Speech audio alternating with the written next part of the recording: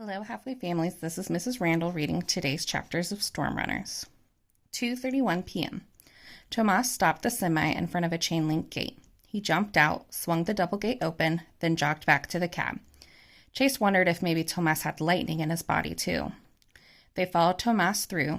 Chase got out and closed the gate behind them, then climbed back into the cab. "What is this place?" "A farm," his father answered. "Tomas's brother Arturo works here."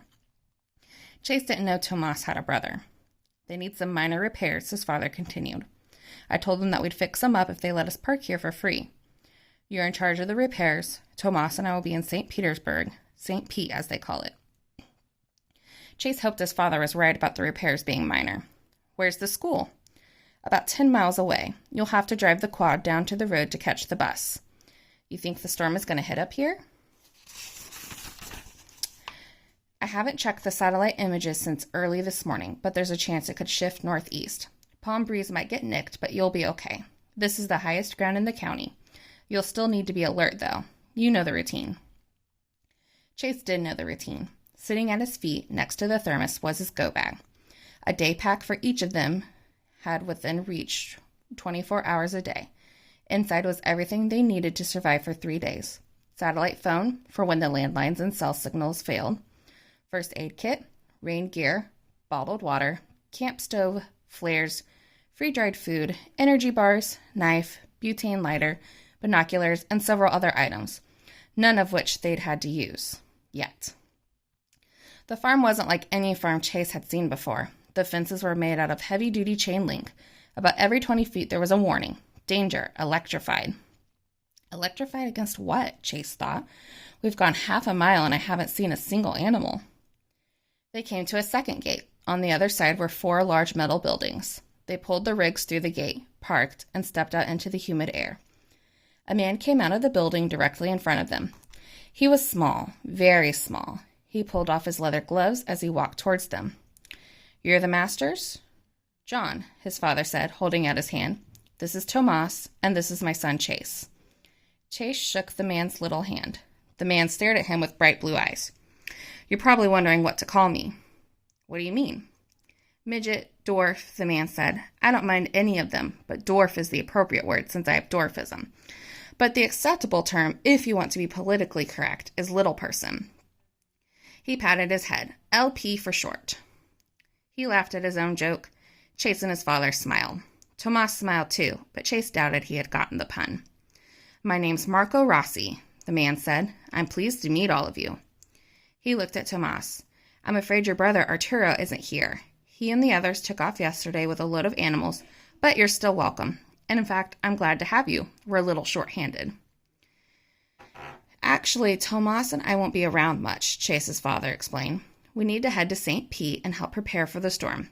But Chase will be staying here, and he's pretty handy. That'll increase our manpower by 1/3, so I'm grateful. Do you like animals, Chase?" "Sure, but I don't know much about cows and horses." Chase didn't know much about cats and dogs either. His mother had been allergic to them, so they never had any at the house. Marco laughed. "You don't need to know much about cows and horses on this farm." He looked at the rigs. "What happened to the 5th wheel?" "Hailstorm in Oklahoma."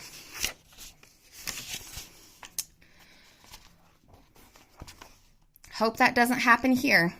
"Hurricanes are too warm to produce hail," Chase's father pointed out. "Tornadoes are a different story. Twisters and hail go together.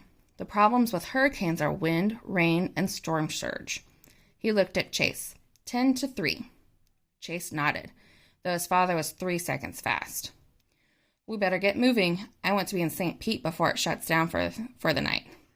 Tomas jogged over to the semi and fired it up. 3:10 p.m. Within 20 minutes, Tomas and Chase's father had parked the rigs in one of the buildings, loaded their 4x4s with supplies, and were on their way to St. Petersburg. Chase spent the next hour setting up the shack and shop. The building was perfect. Concrete floor, steel struts covered by heavy-gauge aluminum panels, plenty of electrical receptacles to plug into, water, septic system. The only problem was the heat. It was like the inside of a barbecue. Chase turned up the AC in the 5th wheel and left. It wasn't much better outside, but the light breeze dried the sweat on his face and t-shirt. After they parked, Marco had needed to hurry off and take care of something. He told Chase to find him somewhere on the grounds when he finished. Chase walked over to the nearest building and opened the door, expecting to see a little person. What he found instead was a girl about his age, his height, feeding a giraffe. She was wearing shorts and a t-shirt. Her long black hair was wet and combed straight back as if she just stepped out of the shower. "Hi, Dad said you'd be by. I'm Nicole Rossi." She looked at Chase for a moment, then started laughing. "What's so funny?" "The look on your face. Are you surprised to see a giraffe, or are you surprised that I'm Marco Rossi's daughter?" Chase smiled sheepishly. "Both, I guess. Little people can have regular-sized children. My older sister is little. My older brother is big. Huge, in fact. He's a defensive tackle for the Georgia Bulldogs. And if you're wondering why my hair is wet, I just finished swimming laps." "You have a pool?" "Almost everyone in Florida has a pool, or a neighbor who has a pool you can use. If we didn't have free access to pools, we would melt in the summer." The giraffe bent its knobby head down and wrapped a purplish tongue around the carrot Nicole was holding. At that exact same moment, there was a terrifying roar that shook the metal building and reverberated inside Chase's chest and all the way down to his toes. He'd never heard or felt anything like that in his life. "Nothing to be afraid of. That's just Simba, one of our lions. He's in a cage." "You have lions in here?" "A bunch of them." "What is this place?" "Winter quarters for the Rossi Brothers Circus." "My dad didn't tell you?" "Winter quarters? You don't know much about circuses." "I don't know anything about circuses." "Circuses are seasonal, especially for tent shows like ours.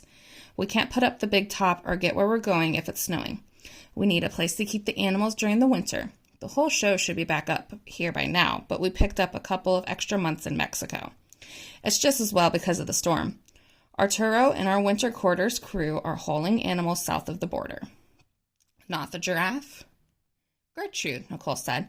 "She'd stand over 20 feet on a lowboy semi-trailer, too tall to fit under overpasses. She was only on the show for a couple of years when she was a baby. Now she's a full-time resident here." "Like you and your dad?"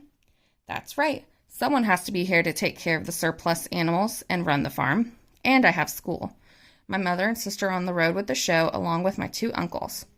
Sometimes we catch up with the show for a few days during the summer if I have a swim meet close by." "So you compete?" Nicole shrugged. "I can tread water." Chase was going to ask her if her mother was a little person too, but the question was blown out of his thoughts by another chest-rattling roar. "Come on, I'll take you over to meet our pride."